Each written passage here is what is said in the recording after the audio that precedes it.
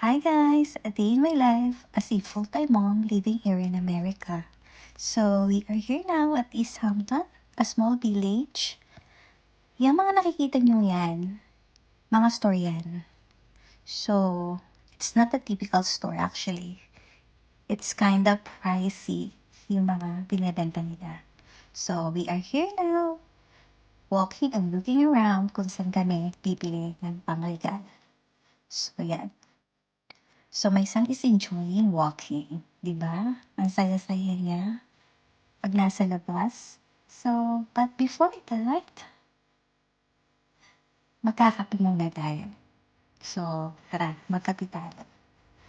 Sa Starbucks, magkapa tayo ng kape kasi hindi medyo, malamig talaga. Tapos, umaambon yan. Kaya yan, ito muna tayo sa Starbucks. So, yun lang, bye!